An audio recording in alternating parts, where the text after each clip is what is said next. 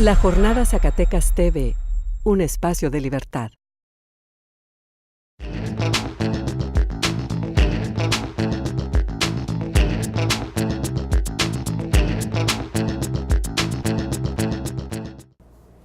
Bienvenidos a Sinergia, programa de análisis de la política, la sociedad y la cultura.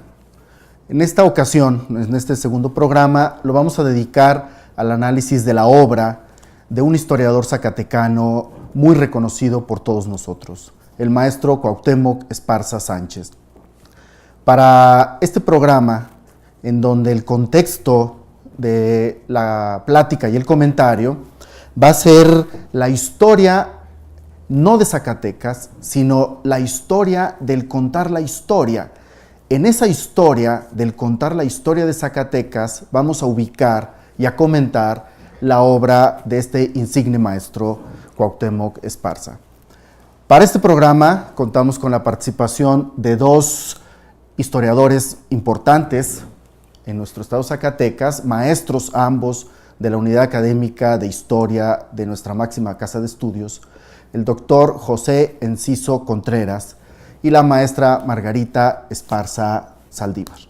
La obra prolija e importante del maestro Cuauhtémoc Esparza, para empezar, queremos una descripción de ella. Nos gustaría, maestra Margarita, que nos hablara y nos hiciera una descripción de la obra del maestro Cuauhtémoc. Bien. Bueno, primero quiero agradecerte la invitación, agradecer las atenciones del doctor Enciso también, su compañía, y bueno, todas las atenciones que también en vida tuvieron hacia el maestro. Para hablar de la obra quiero mencionar también a alguien a quien se le debe bastante por ella y con quien seguimos agradecidos, que es el licenciado Jesús Manuel Díaz Casas. Prácticamente fue su mecenas en la universidad. Mientras fue rector se produjo casi toda la obra. Y después, hasta la fecha, no sé, meses antes de morir, estaba ofreciéndole la reimpresión del compendio histórico del Colegio Apostólico. De hecho, el licenciado se quedó con los últimos borradores y últimas correcciones para poder imprimir el libro, no sé qué haya pasado hasta la fecha, pero bueno, en general él inicia como mecenas y prácticamente termina interesado en republicar la obra. La obra se ha considerado como temáticamente cardinal en cuanto a la historia del Estado, a la historia regional del Estado, sobre música, el libro de los corridos, sobre la evangelización, que es el compendio del Colegio Apostólico, sobre costumbres y leyendas, sobre una descripción valorativa, cualitativa, sentimental de la ciudad y del Estado, que es el libro de 5 cartas para un viajero, y sobre economía, digamos, el tema de ganadería. Esos son los 5 más conocidos. Publicó también el sobretiro de la Enciclopedia de México sobre la ciudad de Zacatecas, que es una síntesis llena de datos. Puedes leer cada renglón y en cada renglón hay un dato y de ahí puedes escribir una página y otra, porque está compendiado también en el sobretiro. Y bueno, algunos trabajos menores sobre Francisco García Salinas, José Árbol y Bonilla, trabajos de compilaciones como el libro de leyendas, que fueron los 2 anuarios de historia, y tuvo la intención también desde el año pasado de sacar, bueno, tuvo la intención después de sacar el anuario 2 de sacar un tercer anuario, que no sé por qué no se llevó a cabo. El año pasado intentó sacar el anuario 3, estuvo invitando historiadores para escribir, tampoco sé qué pasó. Había gente que lo llamaba y que le decía, ya está mi artículo, espéreme tantito porque no he visto al rector, y se quedó eso a medias. Y pues, no sé, es toda la obra, trabajos que siempre estuvo escribiendo y que nunca se terminaron, temas que pues quedaron allí para trabajarse después. Esperemos que los podamos revisar.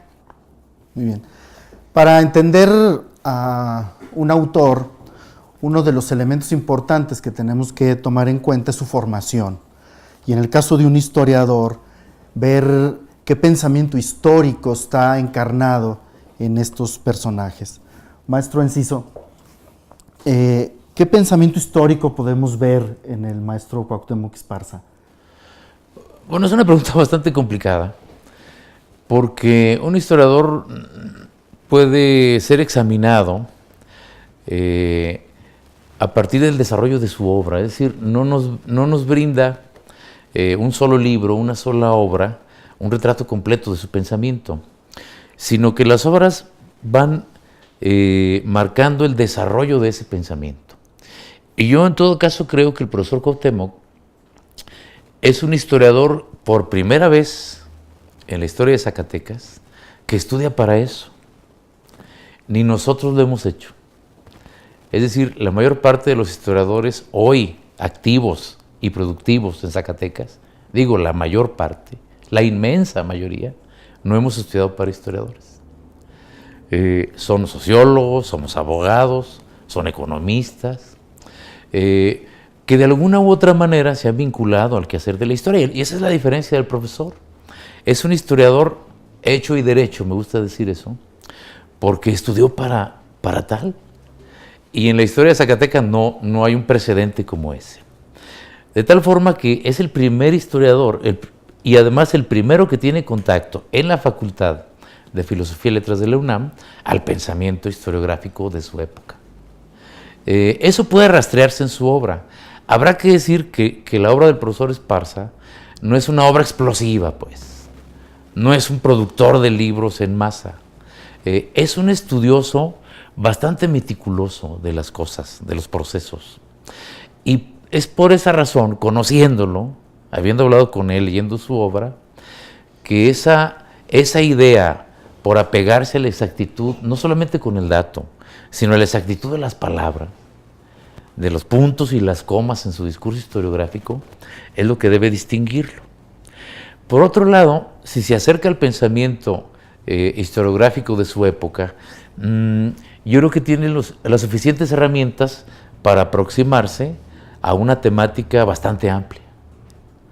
Es decir, él rompe, aparte de su formación como historiador, que ya es novedosa, rompe con la herencia historiográfica que recoge. ¿Cuáles son en el siglo XX? Bueno, está Elías Amador, que está a caballo entre el siglo XIX y XX, aunque huele más al siglo XIX, pero muere en el siglo XX. Y nuestro segundo gran historiador, en esa especie de edad media zacatecana, que son la década de los 40 y 50, es el profesor Salvador Vidal. Amador es un autodidacta y el profesor Salvador Vidal es un profesor normalista. Lo que caracteriza a estos dos historiadores es su deseo por crear una historia total de Zacatecas. Están íntimamente encadenados por la obra del bosquejo histórico de don Elías, y el que se encadena voluntariamente ya después de la muerte de don Elías es el profesor Vidal, con la continuación del bosquejo histórico.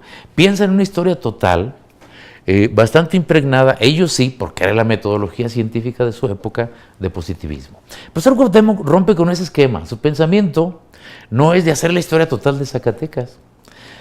Claro que incursiona con dos trabajos breves, pero como dice Margarita, muy concentrados, una especie de hoyo negro de la historia, que son Ciudad y Estado de Zacatecas, que se publican en la Enciclopedia de México. Esas son las únicas versiones, breves por cierto, del profesor Cuauhtémoc, que sean omnicomprensivas. El resto, el pensamiento del profe avanza inicialmente a preocuparse por el periodo colonial, con la obra que me parece más elaborada. Bueno, es que hay dos que me gustan mucho, me gustan más que las demás. Es la obra del compendio sobre el colegio histórico, que creo yo se hace a finales de los 50, esa obra.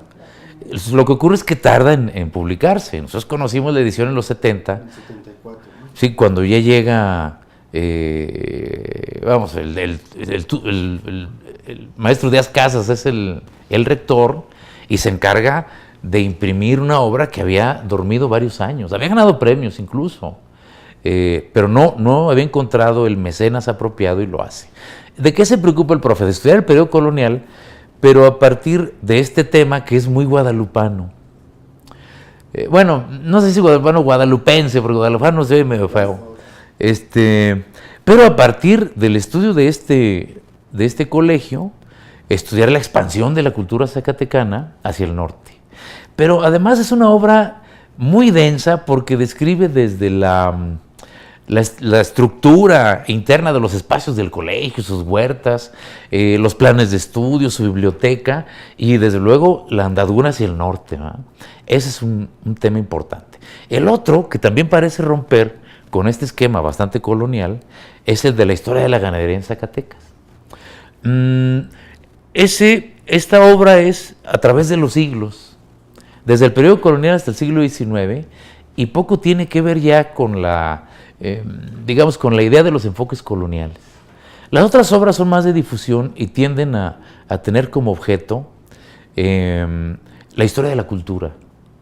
La recopilación de la cultura zacatecana en obras valiosas que corrían el riesgo de perderse, como el libro dedicado a las leyendas zacatecanas y otra obra importantísima en el trabajo del profe, que es el corrido zacatecano, pero creo que de eso debemos hablar en otro momento de esta misma charla, ¿no?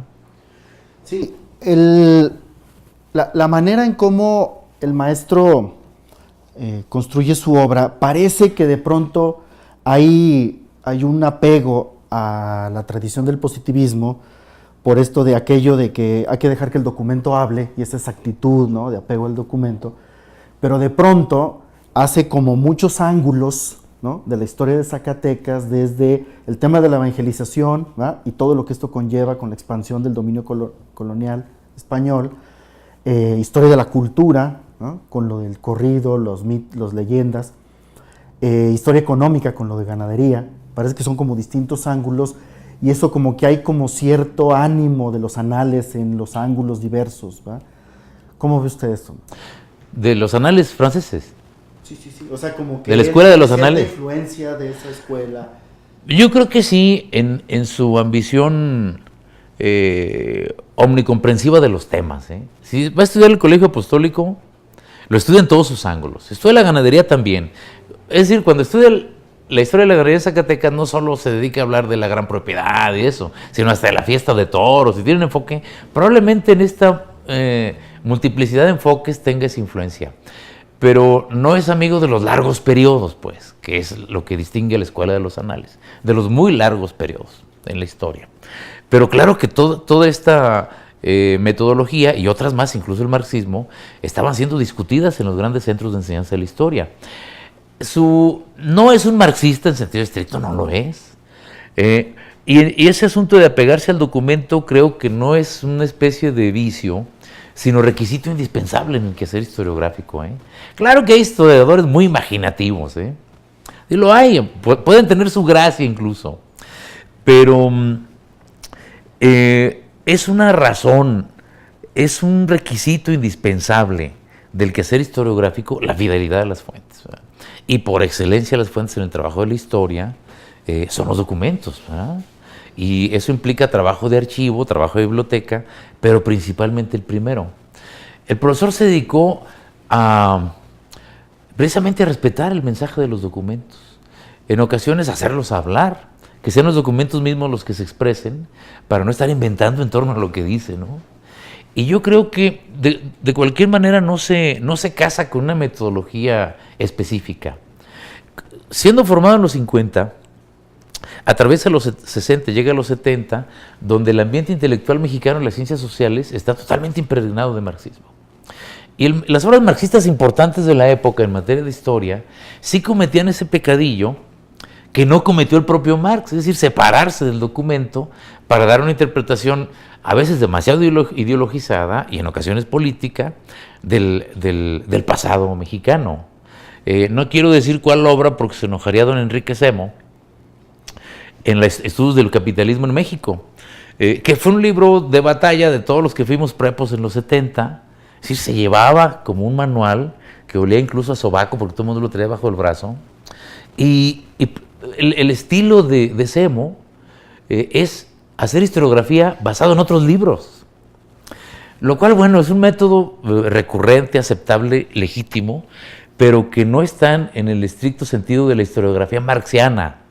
Es decir, lo que el análisis del materialismo histórico, propiamente hecho por Marx, se hizo en un contexto de trabajo de archivo en el Museo Británico intensísimo. Es decir, Marx habla de documentos, los analiza, establece categorías, vivía prácticamente en el Museo Británico, en su casa ni lo conocían. Bueno, sí, pero todos sabemos su historia familiar, es un desastre. Y creo que esa era una gran virtud del marxismo original, ¿verdad? Que se pierde en México. Es decir, hay pocas obras marxistas. Claro que está Sergio de la Peña, están otros trabajos en ese sentido, pero el profe no se ve casado con una metodología en ese sentido. Es un pensamiento más libre, ¿no? En eso, porque es poseedor de la tradición previa de Zacatecas y tiene su enfoque personal en ese sentido. Ahorita en nuestro segundo bloque iniciamos justamente con estos temas, que es el contexto de la producción de la obra del maestro Cuauhtémoc Esparza. Regresamos, esté con nosotros en el siguiente bloque. Gracias.